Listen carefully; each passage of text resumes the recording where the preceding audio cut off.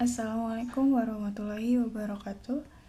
Perkenalkan, saya Nida Aprilia Lestari dengan NIM 231080200048, kelas manajemen kinerja kelas A.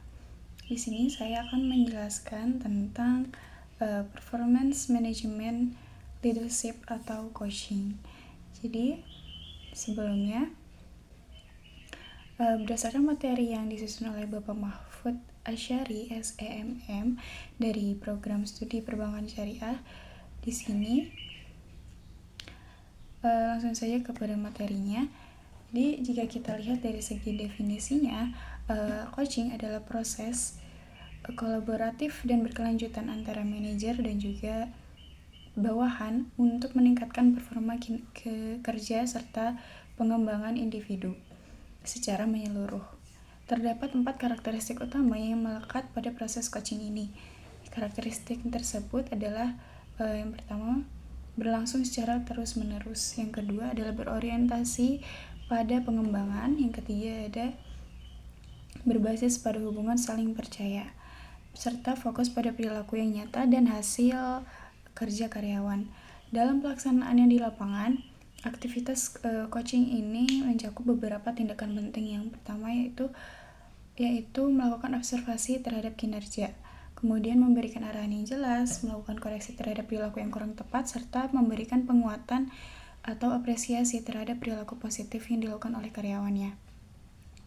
Kemudian, mengapa praktik coaching ini menjadi semakin penting bagi organisasi di masa modern ini?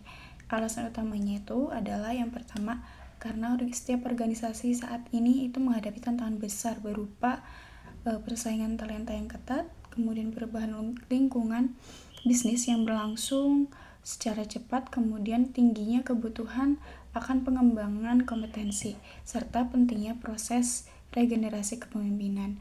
Berbagai penelitian telah membuktikan bahwa coaching sangat membantu dalam meningkatkan pencapaian target organisasi, kemudian memperjelas peran kerja masing-masing staf, meningkatkan task performance, dan mendukung rencana pengembangan karir karyawan.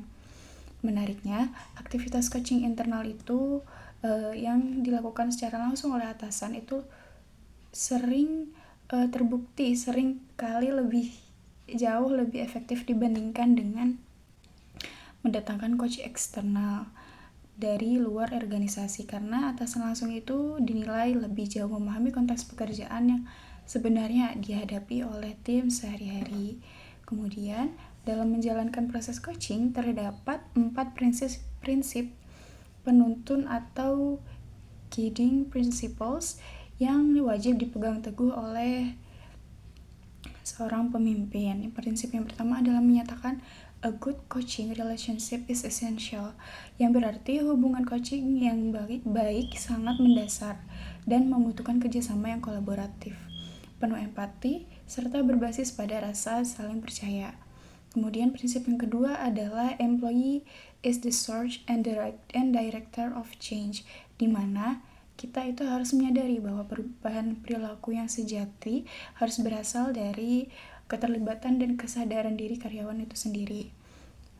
Prinsip yang ketiga yaitu menetapkan bahwa the employee is a whole and unique, yang mengingatkan manajer bahwa setiap individu itu memiliki pengalaman, kebutuhan, dan motivasi yang berbeda-beda. Kemudian prinsip yang keempat adalah the coach is the facilitator of the employee's growth. Yang berarti peran manajer di sini adalah membantu proses pengembangan tanpa mengambil alih seluruh tanggung jawab dari proses perubahan tersebut. Ketika prinsip-prinsip penuntun tersebut berhasil diterapkan, maka 5 fungsi dari coaching itu dapat berjalan dengan optimal. Fungsi yang pertama adalah giving advice, yaitu membantu karyawan memahami cara-cara yang tepat untuk meningkatkan kinerja mereka. Fungsi yang kedua adalah providing guidance, yaitu mengarahkan proses pengembangan pengetahuan dan juga keterampilan karyawan. Kemudian fungsi yang ketiga adalah providing support, yaitu memberikan dukungan nyata saat karyawan itu menghadapi kesulitan kerja. Fungsi yang keempat adalah giving confidence untuk mendongkrak rasa percaya diri dan motivasi mereka. Dan fungsi yang kelima adalah promoting greater competence yang bertujuan untuk membantu pengembangan kemampuan karyawan agar mereka itu siap memegang tanggung jawab yang lebih besar di masa depan.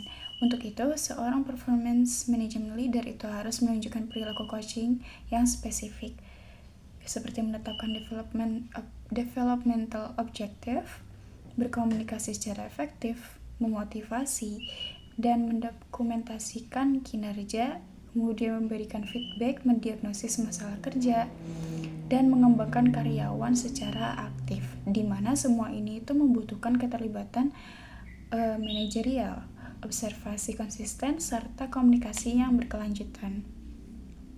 Keberhasilan konsep ini dipelajari dari 2 contoh nyata implementasi dunia kerja yang terdapat dalam materi. Contoh pertama itu, yang pertama ada budaya coaching yang diterapkan di perusahaan Becton Dickinson and Company atau BD. Di perusahaan ini itu terdapat prinsip tegas bahwa seluruh pemimpin itu harus mampu menjadi coach, di mana coaching adalah tanggung jawab manajerial utama dan kemampuan mengembangkan bawahan dijadikan sebagai indikator kualitas pemimpin.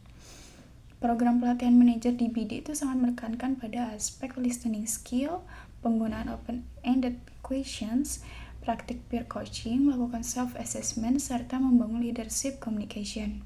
Hasil dari komitmen ini adalah meningkatnya budaya pembelajaran organisasi, kemudian sistem pengembangan kepemimpinan yang lebih sistematis, serta berfungsinya para manajer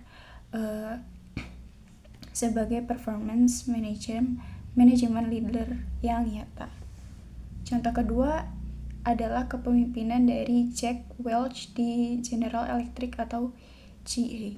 Beliau itu dikenal luas sebagai contoh nyata dari seorang performance management leader yang sangat aktif melakukan tindakan coaching kepada timnya.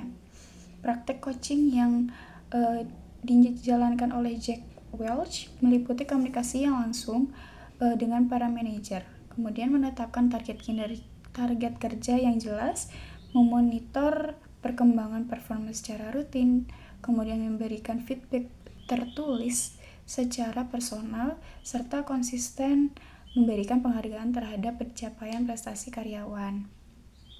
Pendekatan kepemimpinan Welch ini menunjukkan kepada kita bahwa proses coaching yang efektif itu sangat membutuhkan keterlibatan aktif dari pemimpin tinggi, konsistensi dalam pemberian feedback, serta perhatian yang tulus dalam proses pengembangan individu. Kemudian selanjutnya kita perlu memahami bahwa setiap manajer itu memiliki gaya coaching atau coaching styles yang berbeda-beda, yang dipengaruhi oleh kepribadian, preferensi komunikasi, serta pendekatan interpersonal mereka. Terdapat 4 gaya coaching utama yang bisa dipelajari. Yang pertama itu adalah driver, yang ditandai dengan pemberian pengarahan secara langsung dan tegas, sangat fokus pada tugas dan juga hasil, cepat dalam mengambil keputusan, serta dinilai sangat efektif untuk digunakan dalam situasi mendesak atau kritis. Kemudian yang kedua adalah gaya persuader yang menggunakan atau penggunaan pendekatan persuasif dan komunikatif. Fokusnya itu membangun motivasi serta hubungan interpersonal yang kuat, kemudian serta suka menjelaskan manfaat dari suatu tindakan kepada bawahan demi meningkatkan komitmen dan juga dukungan. Kemudian gaya coaching yang ketiga adalah amiable, yang sangat menekankan pada keharmonisan tim dan juga pemberian dukungan emosional, berfokus pada penciptaan hubungan kerja yang nyaman, kemudian mendengarkan masukan karyawan dengan baik dan penuh empati, serta mengutamakan pembangunan trust dan psychological comfort di lingkungan kerja. Gaya keempat adalah analyzer, yang menggunakan pendekatan sangat logis, sistematis, dan berbasis pada data yang kuat. Sangat fokus pada standar, kemudian aturan, serta tingkat akurasi yang tinggi. Bersikap cermat, dan juga berhati-hati dalam mengambil keputusan, serta sangat efektif untuk menangani pekerjaan yang bersifat teknis dan kompleks. Tidak satupun dari gaya coaching yang sudah disebutkan tadi itu unggul secara universal, karena efektivitas coaching itu pada akhirnya bergantung kepada kemampuan manajer dalam menyesuaikan gaya tersebut dan kebutuhan karyawan dan situasi kerja yang sedang dihadapi. Kemudian kita perlu memahami alur dari proses coaching yang ideal, di mana proses ini tuh terdiri dari beberapa tahapan sistematis yang berurutan. Tahapan tersebut itu dimulai dari yang pertama menetapkan tujuan, pengembangan atau setting developmental goals. Kemudian mengidentifikasi aktivitas pengembangan yang beserta sumber daya yang dibutuhkan. Kemudian yang ketiga itu mengimplementasikan aktivitas pengembangan tersebut. Kemudian melakukan observasi dan dokumentasi secara berkala sehingga akhirnya memberikan umpan balik atau giving feedback kepada karyawan. Dan tentu saja dalam menjalankan seluruh tahapan proses ini, manajer itu harus menyadari dan mengantisipasi adanya berbagai kendala atau hambatan dalam melakukan pengamatan yang objektif di lapangan atau yang disebut sebagai constraint in observation. Kesimpulan dari keseluruhan pembahasan tadi adalah performance management leadership pada akhirnya menempatkan posisi manajer pada peran penting sebagai seorang coach, fasilitator, pengembangan potensi, pemberi feedback yang membangun sekaligus penggerak utama bagi proses perbaikan yang berkelanjutan atau continuous improvement. Adapun komponen utama yang menggerakkan keberhasilan sistem ini meliputi tindakan coaching, pelaksanaan observasi, kerapian dokumentasi, konsistensi feedback, dan pelaksanaan performance review secara berkala. Oke, segitu saja penjelasan yang dapat saya sampaikan. Saya akhiri. Wassalamualaikum warahmatullahi wabarakatuh. Terima kasih.